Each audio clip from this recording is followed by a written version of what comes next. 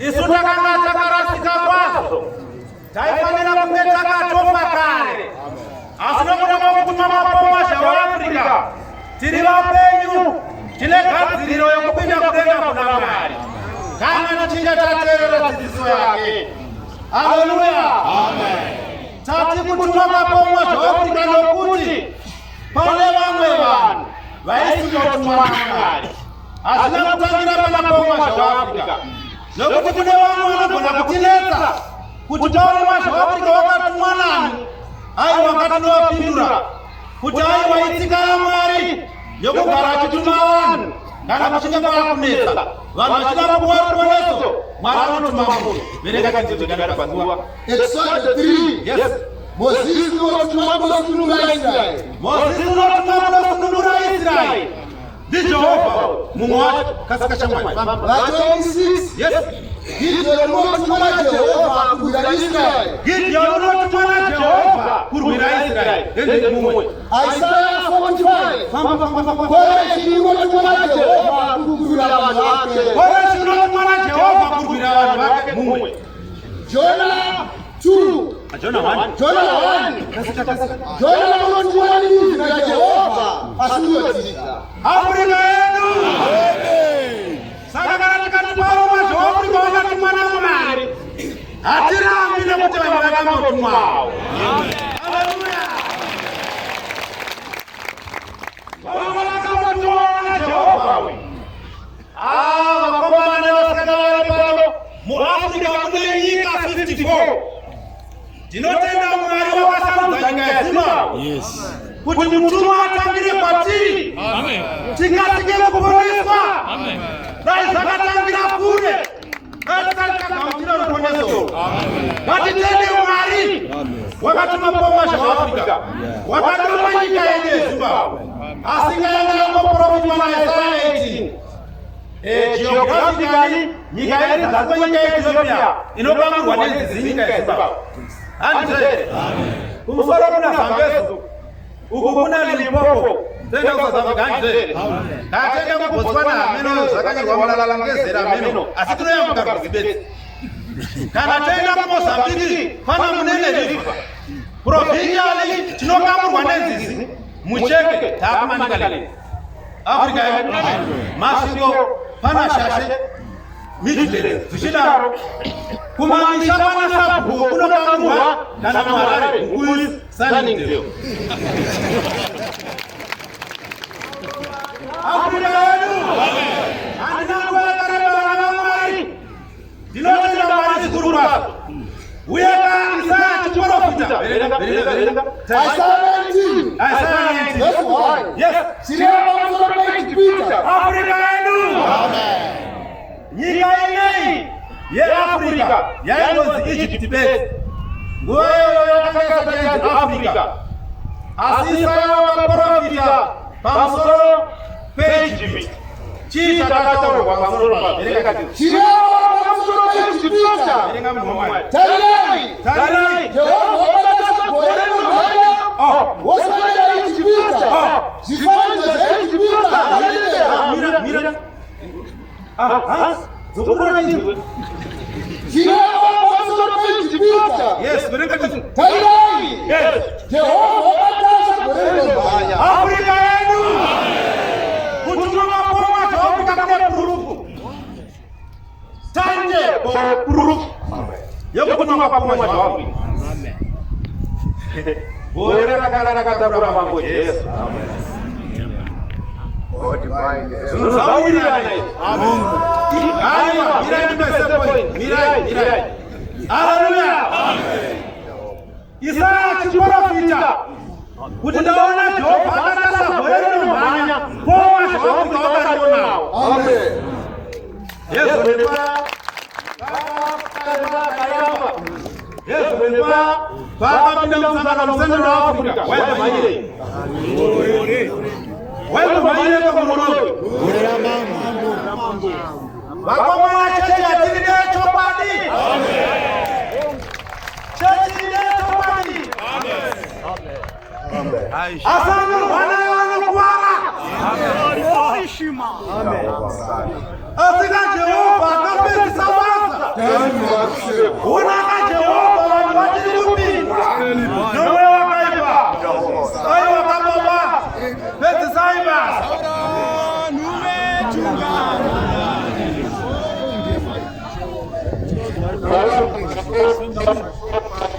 Amen. Mambo Jesus. Amen.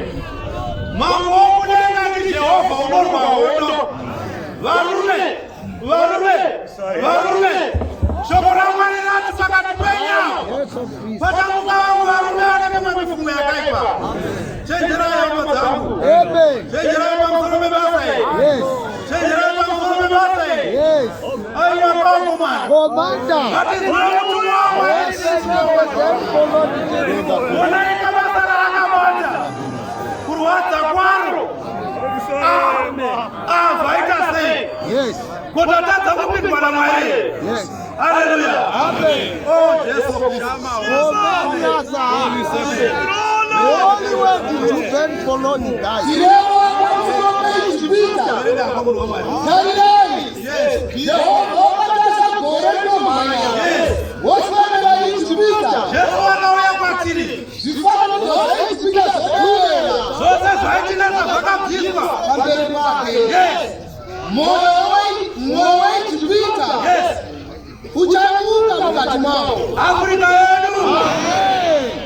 Jehova Mwari wakatibatsira kwaso. Pane nyika dziri muwerudzi muno dzakati hadzichinji mazita kuitira evidence kuti tikwanise kubatsirika kuti zvinhu zvaitika pano pasi. Kune nyika inonzi Egypt. Mwari wakarega yakadaro chingopiwa zita rokunzi chii? Kune Syria yakaregerwa yakadaro chingonzi chii? Kune Macedonia nanhasi ingori chii? Kune Ethiopia nanhasi inongova chii? Ndimwari wakarega zvakadaro kuti evidence ionekwe. Hey, Jeremiah. Mwari wakatida kwazo. Munoona mutumwa waMwari pomwa zvawakaiwa upenyu hwakararamo hwokufema tsvombo dzemuchikoro. Chikoro chisina kurarwa napomwa zvikoro zvizhinji zvakararwa naye achitambudzikira basa raivhangeri. Haleluya. Mwari wakudenga ngaatizwire tsitsi. Tirege kurwa nezvaakaronga. Tirege kurwa nezvaakaronga. Muronda waMwari pomwa zvaAfrica wakatumwa neshoko rinokosha kwatiri. Yeye kana tataura zvake. Haleluya. Nokuti spiritual hierarchical order pangirosa pane makuzo edu. Amen. Tinokumbira vaimbi panguva ino kusvika apedza hapana anoimba. Afrika yedu. Ndakati titaura paspiritual hierarchical order kuti kune ngirosi maordinary angels anotumwa naMwari achina matangwari. Haleluya. Kouya makereke pamusoro pacho pane makereke. Haleluya. Pamusoro pemakereke makereke ari kusecurity. Iwayo ndo anachoona kuti vanhu vari kuita zvakanaka here. Vaya vakavasira matumwari mweya nemwiri ndo akanorinda muti woupenyu mushure mokudya kwadha muna Evha muti wekuziva zvakanaka nezvakaipa. Pamusoro pacho pane macherafu. Haleluya. Satani wakanga ari rimwe racho remakereke. Pamusoro pacho pane makereke. Pamusoro pacho pane maserafu. Ipapa tasvika vaipandura. Yes. Tasvika paserafinga. Afrika yedu. Seraphim rine maproperties eomnipresence. Kuonekwa pese pese nemumvura rinoonekwa. Pese pese panoda kubeuka vanhu rinosvika seraphim. Haleluya. Ndo riri paJefferson. Makolokota maAfrica takatumirwa muranda waMwari wakagoma highest level yokudenga. Highest office yokudenga kuna Mwari yakaburudzwa muAfrica. Haleluya. Mwari wakanaka kwasa.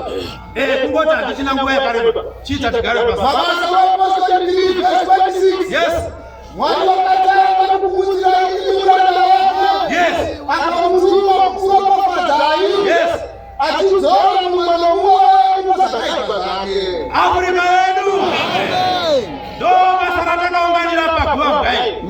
rokuti tizorwa mumwe namwe pakurasika kwake. Haleluya.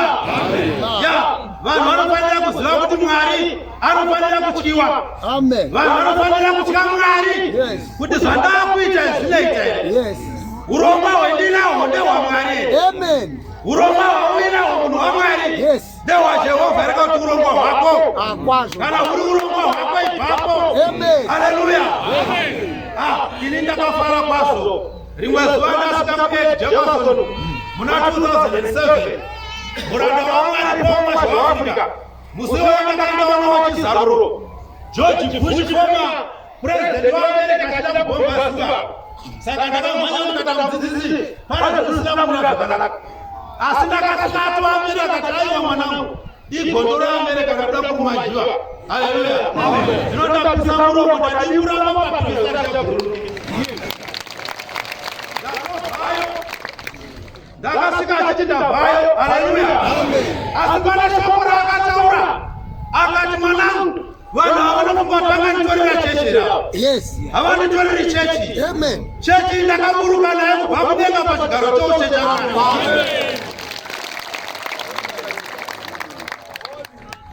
Vanhu havana kunditora chechi here.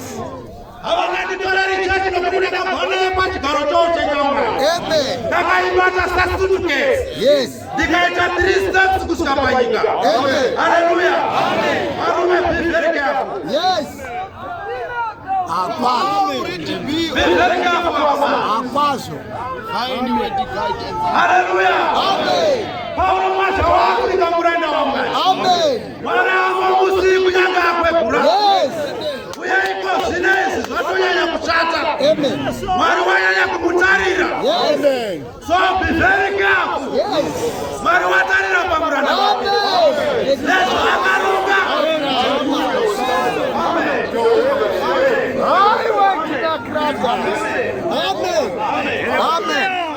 Amen. Cristo.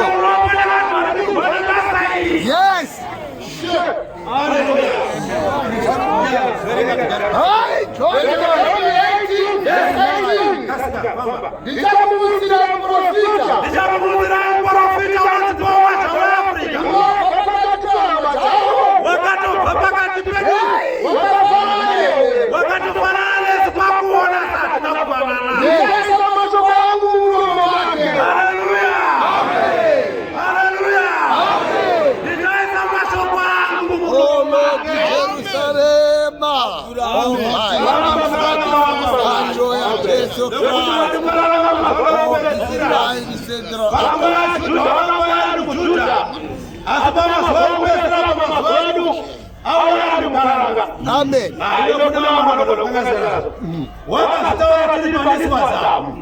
Mandevera achirwisa vashona panyaya dzehuni achitika pamusangano akati haleluya. Waramba mukaranga waramba Mwari. Mutumwa mukaranga. Ichokwadi. Ndiri kutaura ichwa. Akwazo. Asi wakatumwa neshoko rinokosha. Ndopane nyaya. Mutumwa waMwari ndomasha waAfrica. Kasika. Musachita zvakadzidziswa naPaul Masha waAfrica. Zvese zvatakaudzwa zvakabva kuna Mwari. NdiMwari wakaisa mashoko muromo make. Haleluya. Musachita. Handiti vakasiyana taura musapfeka zvitsvuku. Musapfeka majaki green, jaki blue, jaki what. Zvese zvakarambika. Haleluya. Mwari wakanaka. Iye kakashaya pana 28 February paTsambaya vanhu vakamurasika papiko. Chemunoona zviri muyamainoratidza kuti ndimudzidzisi. Amen. Chemunoona zviyacho yega. Mukati mumwe chete ndoura. Kune mumwe wakabata chidarikana. Hakuna. Zvinobva kuna Mwari waAfrica bedzi. Ndiri mukuru wavo vese. Chinonetsa chiipa. Hapana. Vanhu vava vanorwara vaya. Vava vanopemha vaya. Haleluya. Ina havakati Sadhaki yaramba. Sadhaki yaramba zvakadai. Sadhaki yokwanya. Haichakwanya. Hapana Sadhaki. Amen. Vanopana simba raMwari. Hazivisi namunhu. lokuti ndazokutenga kuna Mwari. Haleluya. Amen. Yeye mimi ndakamba masha. Ndisana basi tunamuchitawo wewe. Cheya imba kwa masha. Ndoto msoro kali basi ndisina kudumbirwa. Ndikasambata wewe papa. Amen. Haleluya. Amen. Mutumo alipo masha wakasa panda ikure. Achizwa Kristo basa ni. Haleluya. Amen. Girosi yaka mtu otokozokera nokuti alidala ekatapera papa. Zikazayo apete pala netakushika. Yes. Pala ngoti ndari kule poti njenjenje. Pofara. Then the discussion became heated. Zakakanganisa Girosi. Yesurulera mu northwest. Do ikabuda zikaskochi. Chiterera sakataurira nyaya. Girosi yakadaira kati ndimwasha. Haina kuti pomwasha. Ndimwasha. Yakati ndimwasha. Kuri vantu upristi hwechechine. Unojawa kwamwasha.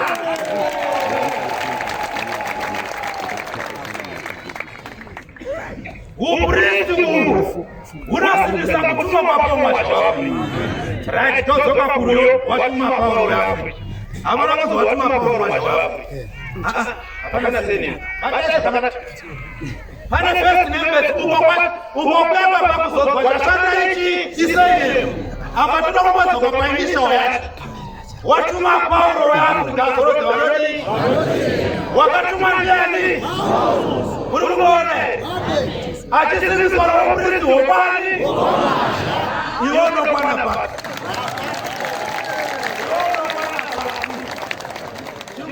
Zawokana ndikaiwe ziri kubakudiko somebody.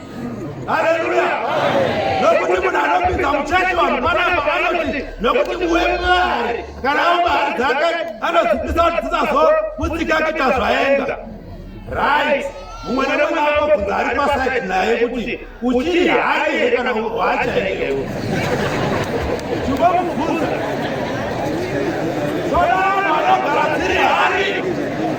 Atiri vanhu vakaputika pano.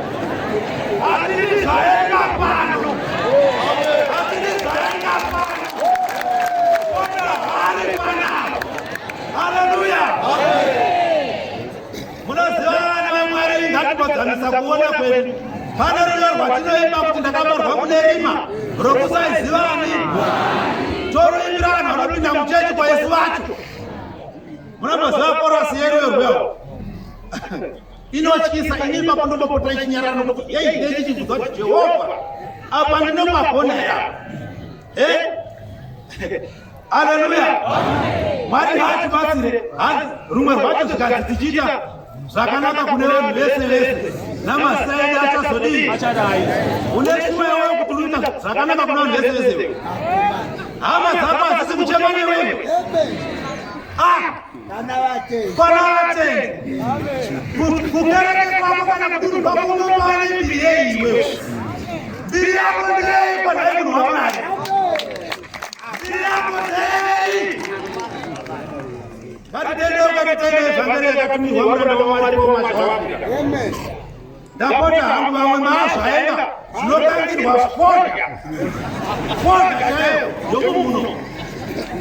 Wadiyo watendoka munhu waMwari kuite kwazo. Haleluya. Aiwa Mwari ngatibatsire.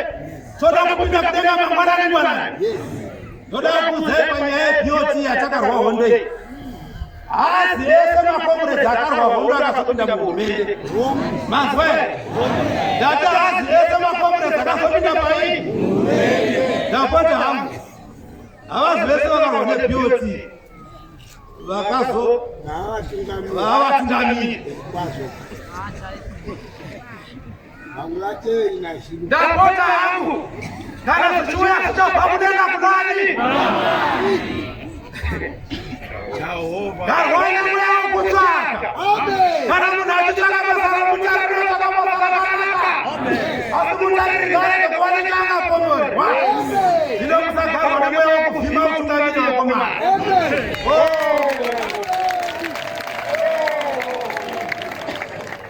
Be very careful wakomana. Nani ndikushobora nemudo kuti hayo aiwa.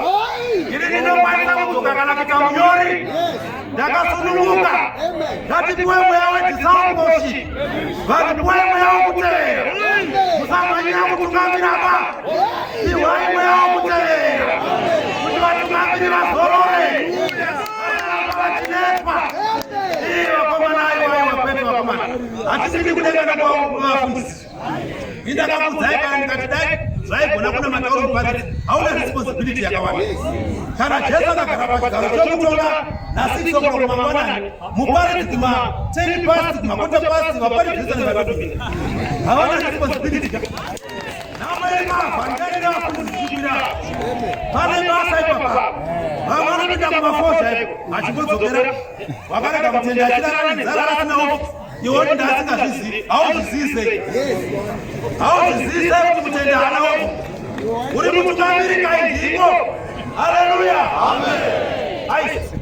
tine mahedhibhoi nemahedhgirl akafoira chikoro akawanda vaizvinyengedza nokuti vaimbopinda mustafrumu achinonaodha pachikoro vakanga vatanda chikoro imimi vaakufarika kuti muri vatungamiri mokanga kuti muri vanamati muri kukanga vatodaita kudenga muri kuita sevaaa musakangamwa muri vana vechikoro verengai musakangamwa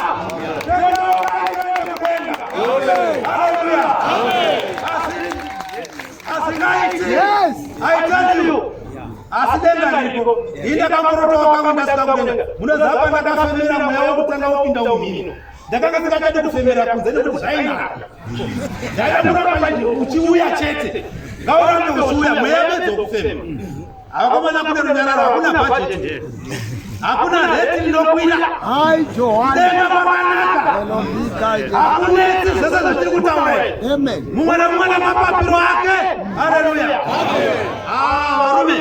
varume kwakanaka